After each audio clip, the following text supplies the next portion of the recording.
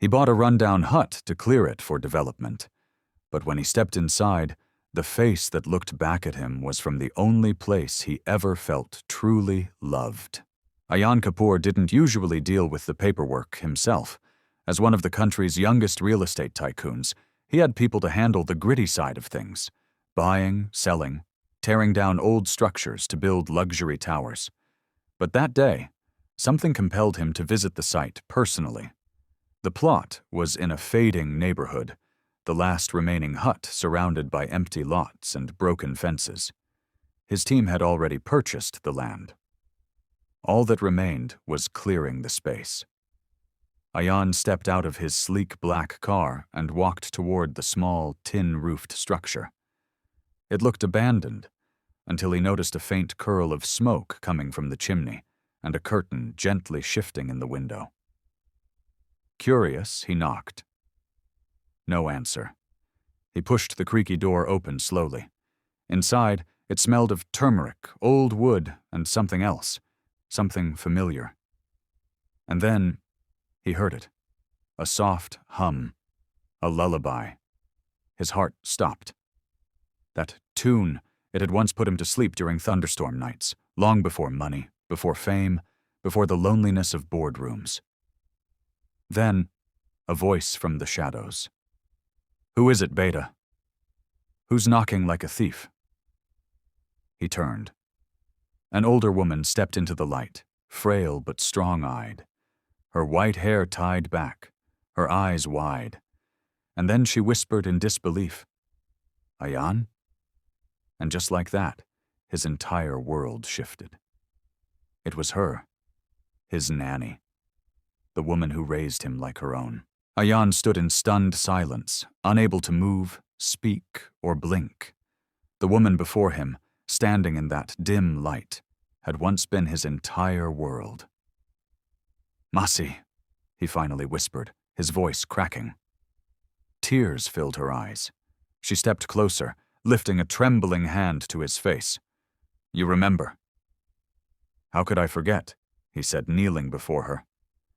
Her name was Radha Masi, not related by blood, but more mother than anyone else in his childhood. She'd fed him, taught him how to tie his shoes, wiped his tears when his parents argued in the other room.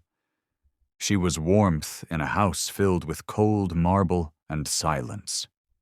And now, she was still living in the same hut his father had once given her to retire peacefully, a promise clearly long abandoned. "I thought you moved to your son's place," Ayaan said, trying to understand. Radha shook her head, slowly sitting on the wooden cot. "I did, but he passed away. His wife remarried. No one had space for me after that." Ayaan's fists clenched. "Why didn't anyone from our house help? Why didn't you call me?" She gave a sad smile. "After your parents moved abroad, no one visited. No one called. And I didn't want to disturb your big life. I watched you on TV. I was proud. That was enough." A lump formed in Ayaan's throat. This woman, who once sat beside his bed humming lullabies through fevers, had been surviving in silence, alone, in a hut he was about to bulldoze. He looked around. The cracked walls, the thin bedding, the lone tin plate in the corner. A flush of guilt surged through him. "I didn't just come here to demolish this," he said firmly. "I came here to erase history, but I didn't know the most important part of my life was still inside it." Radha blinked back tears. "You came home, Beta. That's all I ever wanted." The next morning, Ayaan canceled the demolition. His team, stunned, scrambled to understand the change. "Sir, the investors are expecting that land cleared by Friday, the foundation ceremony." "Reschedule it," Ayaan interrupted flatly. "This place isn't going anywhere." Word spread quickly. The billionaire who bought the land for a multi-crore project had halted everything because of an old woman in a broken hut. But to Ayaan, this wasn't news. This was unfinished love. He returned that evening. Not alone this time, but with architects, designers, and his head of construction. He knelt in front of Radhamasi and said, "You're not staying here another night. But I'm not tearing this down either. I'm building something for you."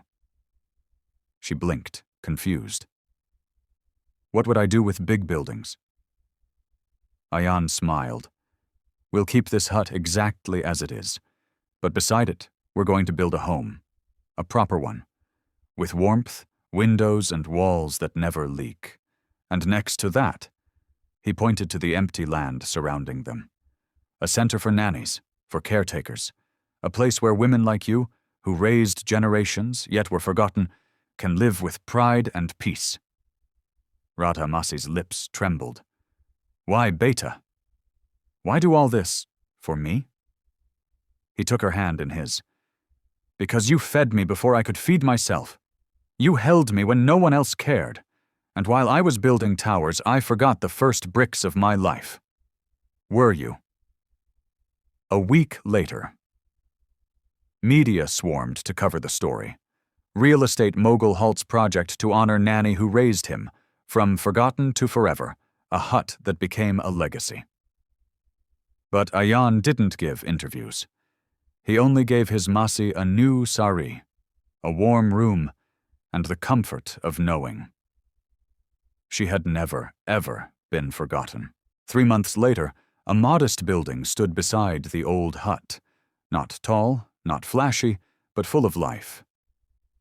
It was called Masi Gar, a sanctuary for retired nannies, caretakers, and women who had once raised other people's children while their own lives were neglected. Inside, each room bore a woman's name, not a room number, and at the center of it all, in a sunlit courtyard, was a plaque that read, "For the hands that fed us, the voices that calmed us, and the hearts that stayed full even when the world emptied them."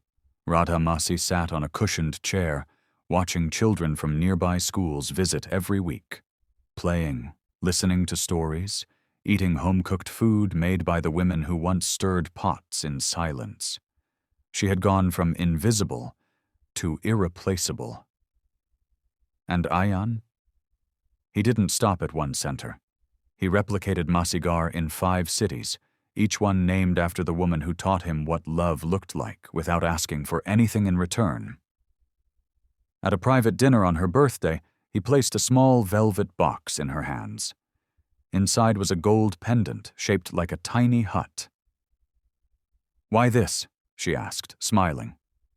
He said quietly, "Because that hut built the man I became." She pulled him into a soft hug, whispering, "And you brought me back home?" 1 year later, Ayaan stood beside Radhamasi on a stage accepting an award for social change. But instead of delivering a business speech, he said, "When I was 5, I asked her why she never sat at the dining table. She said, 'Children eat first. Today I make sure no woman who raised us is left to eat last.'" The crowd gave a standing ovation. But Radhamasi, she just smiled and said, "My beta finally ate after me." Because love isn't always loud. Sometimes it waits in an old hut, humming lullabies for years, until the child returns, not to demolish it, but to rebuild everything it stood for.